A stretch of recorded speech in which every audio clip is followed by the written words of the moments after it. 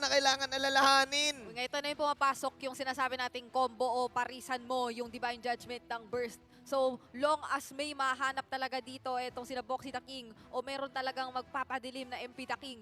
Ayan o, madilim na nga agad yung Landom Zone natin kasi na natin, na-foreshadow na natin na meron tayong Hellcurt. Nadidilim. Pero umilaw na. Ayan, umilaw na. Ilaw na. Okay. Kasi hindi pa level 4. Umilaw na. Totoo na to. Yan ang totoo mahalaga. na. At ang mahalaga may ilaw. May ilaw. Simulan na natin to dahil mukhang marami-rami tayong kailangang bantayan. Hindi lang yung 1-1, hindi lang yung meron tayong bigla-bigla ang papasok dito ng mga Raging Sandstorm at Blazing Duet. It's also the Hellcurt na gagamitin this time ni MP the King. Yeah, the task here, of course, for Ogwen is to basically do the same thing.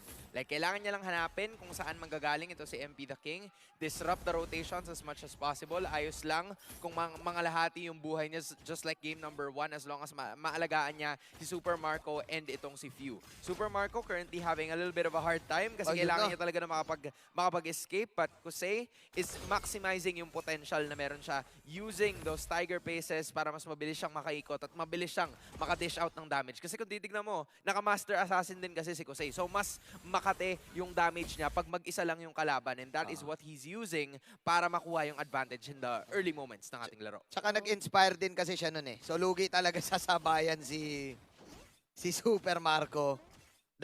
May Assassin Emblem na, may may inspire pa. Inspire pa. So level 1, ayaw mo talaga makipagsabayan. Purify lang ang meron ka eh. Nako, low pa dito si Ogwen. Hindi ko alam kung alam yun nila MP the King, pero parang nagbabalak sila dito sa bandang top lane. Maganda yung naging kalamangan at simula ng See You Soon.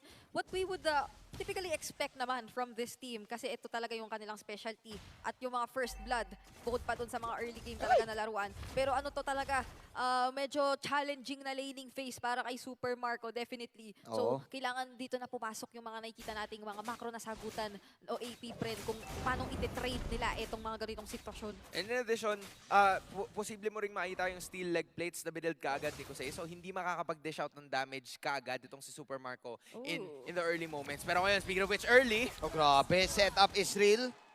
Ang daming CC na meron ng AP Bren pero nagpagabi. Para sa turtle, kukuha ba to? Nakuha ni MP the King. That is a turtle for a kill. Ayun na, uppercut. Sabay lumabas si Flap TZ. Naglabas ang mga buhangin.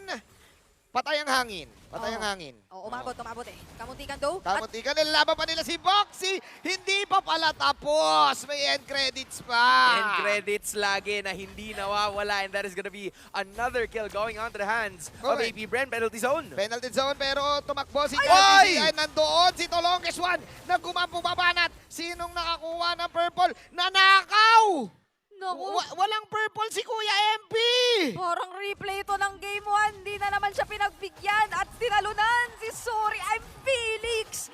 Meron, may susunod pa pala sa end credits. Pwede pala yun. Sequel na, sequel. May sequel na. May sequel na. Hindi nila tinigilan yung purple. Akala natin tapos na. Akala ng mga audience tapos na. Hindi pa pala. Hindi pa pala. Kailangan laging may nangyayari. The happening is on AP Bren's side. At nakita naman natin beautiful anticipation nung implosion na binitawan dito ni Ogwen para mag-group up at ma-force yung Netherrealm dito nitong si Ra. And that gave them an advantage kasi walang ultimate resource ang isa sa mga members ng See You Soon that enabled AP Bren to go inside the purple buff na posibleng makuha nila, and they were successful in taking that. Hindi man yun napunta in jungle or hindi man napunta yun kay KLTC, ayos lang din. Okay, nagpagabi na. Yun yung Deadly Poison Stinger coming in plus the crossbow. Mugmumula kay Kosei, pero yun yung Raging Sandstorm combo! Double kill para kay Kyle on that uppercut! What a play! Raging Sandstorm ni Flap TZ. Sobrang saktong-sakto. At talagang pinangatawanan na niya yung pagiging end credits dito sa laro. Tatlo yung tinamaan doon from sakto to swak 3. Oh my goodness, may pasok din dito na ginawa si Sorry I'm Felix, pero... Ang dulas na ni Kyle. Oo. Ang dulas na ni Kuya Kyle, 4-0-3. Oh my goodness, this is a play na nanggagaling sa AP Bren. Yung 1-2 combo is still living on. Pwede mo nga tawagin na Darude Sandstorm yun kasi nag-grave sila eh. Legit na nakuha nila 3-4 na members para lang wala na talaga. Combo routine eh. Combo routine todo. Ang dami nilang CC. yung implosion, meron pang kasamang yung spatial migration uppercut. Tapos Oo. may Raging Sandstorm May pa. raging sandstorm pa.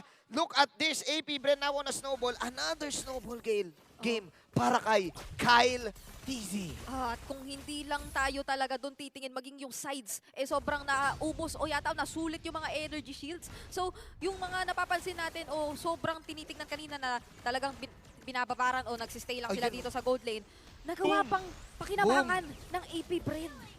Apat pala yun. Apat yung tinamaan ng raging sandstorm ni the longest one. Club TZ with another beautiful setup. Ibang klase. Nakikita natin, maximizing the level. Ayan na naman. Okay. Wow. Okay. Oy. Na may vision na gagawin si Kuya Pew. Tumatakbo si MP, mag-aabol pa si na Ogwen. Tumatakbo si na Kosei. Wala muna mangyayari. Mabilisan ang mga sagot dito. Maging si Ranga, may medyo handa na doon para umalalay sana kung itutuloy-tuloy ng AP Bren.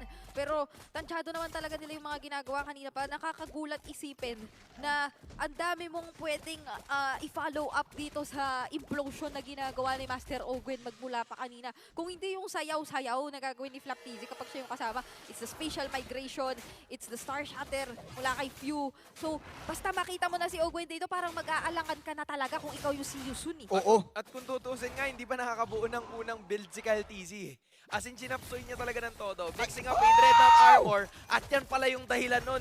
Kasi may plano silang kunin si Felix. Nagpagabi, kinakalmot ngayon si Kyle. Pero hinawian ng ni Oh, Kyle na pow, pow, buhok. pow, pow, Blazing pow. duet na wala si Kyle. Okay, si Marco ang natira. Super Marco, woo out. Pero nandito na ang batalyon ng AB Bren. Flap TZ, naka-hoverboard.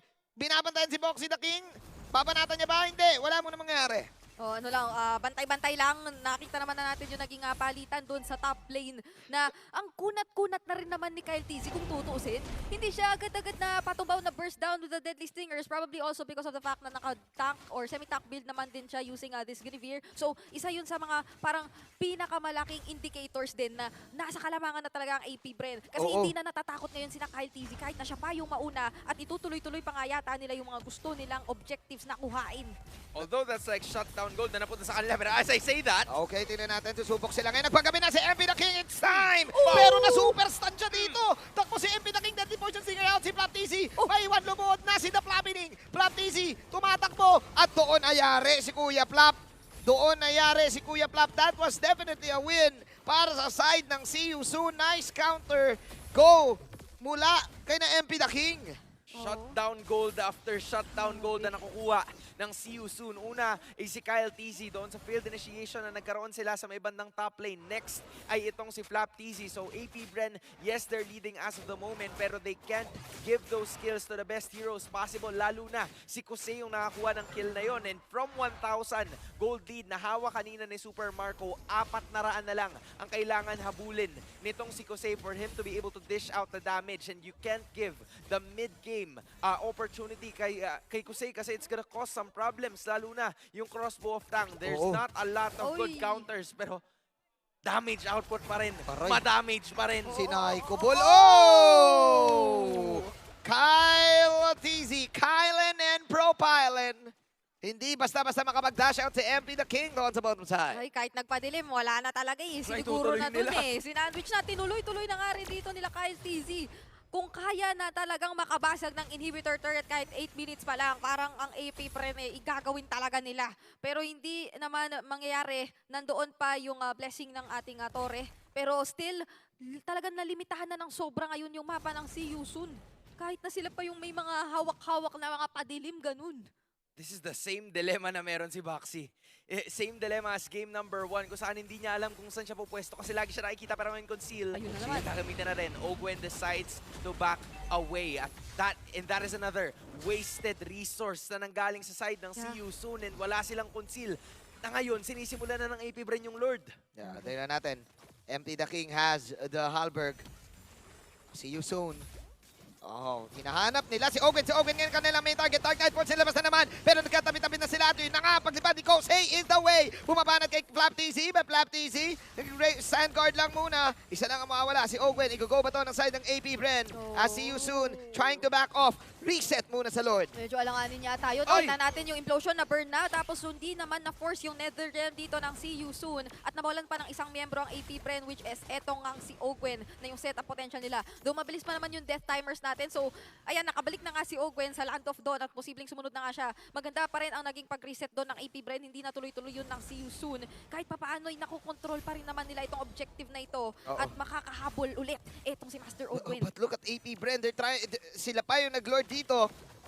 Felix, meron siyang ultimate penalty zone na tama, pero si Kyle ang makakakuha ng Lord. Shadow Realm pa out ang See You Soon. Kyle TZ with the retribution. Grabe, parang na-anticipate niya yun. Nag-violate requiem na siya para hindi na siya ma-stun at mas-secure niya yung retry on that objective. Napakagandang initiation, especially kay Few. Kasi si Few yung working behind the scenes. Yung target niya lang talaga was si MP the King at nilalatagan niya ng Star Shatter one after another. Kaya napuwersa na gumamit si Sorry and Felix ng flicker penalty zone by chance para makuha or siya man lang yung makakuha or makakontest doon sa Lord objective kasi hindi na mismo makalapit si MP. Nangangalahati na yung buhay niya during that fight. Ang masasabi ko is that See You Soon, kahit na nakuha ng AP Bren yung Lord na yon, good sila doon. Kasi no casualties whatsoever. And I can still say na this can go either way. Kasi mas better yung lineup ng See You Soon unlike kanina eh. Naubos agad resources. Dito, meron silang mga panggulat. Meron sila nung Dark Knight Falls. At meron sila nung Crossbow of Tang na yun yung mga skills na can do outplays. Can do clutch plays. Oo nga. At napaganda pa sa AP Bren na na-force na nila yung turret blessing kanina kasi halos tumumba na nga itong isang inhibitor sa bottom lane pero may engage silang sinulaan. Okay, naku, nagtabi-tabi na. Doon, napitas si Flap TZ. See You Soon with another pick-up. Oo, sunod-sunod They managed to make sure na makakuha sila ng isa. So this is something that is like a saving grace para sa See You Soon. Boxy needs to continue initiating like that. Pero less than 100 seconds na naman ulit bago bumalik yung kanyang flicker. So medyo mababawasan yung kanyang confidence and kits to go for those concealed flicker, divine judgment plays. Kaya nagsasama-sama na ngayon ng See You Soon. Nakabangko ang karamihan or lahat sa kanilang damage output dito kay Kosei. They want to give Kosei a very good path para mailatag niya yung kanyang Crossbow of Tang to the best case scenario, which is either Super Marco or Few. The only downside is hindi nagpapakita si Few sa laban because he's holding a Novaria na hindi naman talaga kailangan magpakita. So may dilemma ngayon ng See You Soon kung sino ba yung hahatakin nila. Resulta, si Flap TZ or si Ogwen yung palagi nilang napapansin. Super Marco hindi pa nakikita. Okay, laban na. Apat na tatamaan dito ng penalty zone. Nagpagabi na naman sa MP the King. Sino ba natin yan? Super Marco, pero si Ogwen na natatargetin. Si Kyle ngayon ang nawala. At yung Shadow Realm ay talagang nag-help para sa side ng See You Soon makakuha ng 2 kill na to. 9-7, 12 minutes in. See You Soon. Medyo unfortunate yung nakita natin doon kasi yung AP Bren, malinaw na yung plano na sana ay etong si Boxy the King yung hulihin. Pero nagawa niyang i-time yung dash at hindi siya basta-basta natalo na ng spatial migration, resulting into an immediate answer from Surya M. Felix. Sabi niya, eto na, penalty zone ko na rin to, tapos sakto 5-5 pa yata. Also a good Dark Nightfall skill coming in from MP the King na wala na talagang napuntahan. Yung iba sa mga members ng AP Bren, Kyle TZ was stuck in the middle of the See You Soon squad at ngayon sila na ang nauuna to be able to bring this Lord down. Will AP Bren make it in time? Huli ka! Boxy with the divine judgment. Sabay may paggabi pa. See You Soon with a better composition. This game 2, ngayon, marching towards the mid and trying to probably get more to end this game soon. Grabe, sabi ni Sona kanina, hindi nakikita si Few eh. Hindi siya yung nagiging option hulihin eh. Doon sa nag-iisang beses na nakita siya, binigyan agad ng See You Soon. At ngayon po mga pabor na sa kanila yung sitwasyon sa mapa. This is looking good para sa side ng CU soon, knowing na meron na silang kitset. Ito yung sabayang bigkas na hinahanap natin sa kanila noong game number 1. Gamit ka ng penalty zone. Kung sakali na lalatag to sa 2 o sa 3, then that's the opportunity para gamitin natin yung Dark Knight Falls at bulagin. Hindi nila malalaman kung saan tayo nang galing. Even when Few is dishing out so many damage outputs, pag siya yung nawala or nag-overextend, then it's not gonna look good for the side of AP Brand. See you soon. Now holding the second lord of this match at gusto nila makakuha using the conceal. Pero ilalaban nila to. Special migration, space jump out. Papasok pa si Kosei. All of the players have ultimates. Ngayon, nasa Siyusun na ang kayamanan na itabla ang laban na to. Like what we said, the fact na na-hold nila yung line at walang napapanish ay ibig sabihin kaya nila pumanis ng parang ganito. Isang mabilisang snap para sa side ng Siyusun. Ang kinagandahan pa sa bawat sagot ng CU. Okay. Okay, kamutikan. Parang kada nagtatry mag-engage naman din dito ang AP Bren, especially Kyle TZ. Hindi rin basta-basta ginagamit agad ni Boxy yung Divine Judgment na re-reserva niya. Hindi niya nagagamit sa Clone. Pero sorry, I'm Felix! Okay, masyadong malalim dito ng side ng penalty zone. Free hit ngayon, Super Marco. Killing spree. Ilalaban pa to ng side ng AP Bren. Sira ngayon ang inaabol. Ra, Shadow Realm, nag-out-out ng Stampede. Meanwhile, nag-aabol pa ba ngayon? Ang AP Bren hindi na. That was so deep para kay Felix. Na-banish ng AP Bren yung galaw niya. Yup, good thing for the Beast though, wala pang nabasag na inhibitor sa kanila. All of their inhibitors are intact pero mabababa na lang ang HP. So Flap needs to do a better job para mas lalo niyang maalagaan yung mga lanes and yung mga waves for them to come back in this game. See You Soon is now holding a 400 gold lead. Lalo na kung mapapansin natin, it is now in the hands of Kusena na nakita natin in terms of items. Also locking in that Wind of Nature for defensive measure. Pero ang napapansin, from what we've seen is Boxy the King. Siya yung madalas na nagsisimula ng laban. Na siya yung naglalatag ng Divine Judgment and then magpapagabi si MP the King para wala na talagang kitaan afterwards. Wala na talaga yung makikita. Hindi niya kayo makakarespo because one of your members is gonna go down once na nalatag na yung combo. Parang mag-hesitate ka ngayon kung ikaw yung AP Bren na maghanap ng kahit anong initiation kasi maganda agad ang pwedeng gawing sagot using the Dark Knight Falls na hindi ka na magiging sure kung saan mang bumula yung ibang mga players. Pakiramdam ko nga kahit nasa kabilang dulo sila ng mapa basta may Dark Knight Falls na makomit, talagang hindi na magagawang i-commit ng sobra ng AP Bren yung team fight knowing na merong surprise na posibleng manggaling sa See You Soon. Yeah. And isa yun sa mga problema ang posible nilang kaharapin dito pagdating ng napaka-crucial na level 2 Lord na i-contest na ng dalawang teams. Unlike nung game number 1 kasi kayang-kaya ng AP Bren ma-foresee saan manggagaling yung Siyusun. The fact na merong Dark Knight Falls, pwede rin ipang-out yun ng side ng Siyusun. So hindi kagad maka-counter punch yung AP Bren. Plus this is a Khalid na para sa akin nawawalan ng nag-e-expire yung damage niyan Tingnan natin. Felix. Pasok si Felix, nagdakap yung Lord dito. Gugo pa rin ba ang side ng Siyusun? Nagpagabi na ngayon sa MP the King. Pumasok si Flap TZ pero walang tinamaan. Si MP pa ngayon makakapag-last hit ng Lord. Wala si Flap, 45 seconds down. May Netherland pa sila habang gumugo pa rin si Kosei. Lilipad ba si Kosei? Dito susubukan niya ba? Hindi na siya nakalipad! Dahil ginuhitan ni Pew sa muka. Doon tumama as Pew goes for the counter go. Itutuloy pa rin ito ng implosion sa blazing duet na meron si Super Marco. At ayun na ngayon, bang. Lalabanan niya si Boxy the King. Pulado si Boxy the King. Meron ang mag-BMI out, Super Marco. Laban ngayon kay Ra. Mega kill pa para kay Ra. Hindi nakapitas ang AP Bren. And the Lord is marching towards the bottom side. That was a great pick off mula kay Pew. But 11-11, See You Soon still is the one owning. Kamuntikan, pero nagawa pa ding takasan. AP Bren right now, sila naman ang nasa defense. Pero hindi mo na madedenay yung paunti-unting damage na naiipon kasama nung Blazing Duet at nung Star Shatter di Kapitan. Man, tinipid ni Kosei yung kanyang crossbow of tank kasi hinahanap niya yung perfect na moment para ilatag niya yun. And unfortunately, he was blocked by Few. At ngayon, mukhang si Yusun gusto nilang bumawi. Si Kosei nagbabalik with a vengeance. Alam niya na. Ito na, nagpagabi na sa MP the King. Pwedeng ito na yung finishing touch. At binabanata na ngayon yung base. See You Soon. Pero hindi pa rin. At mukhang yun na nga. See You Soon. Tying this series from a best of 5 to a best of 3. Babalik muna tayo sa best of 3. Matapos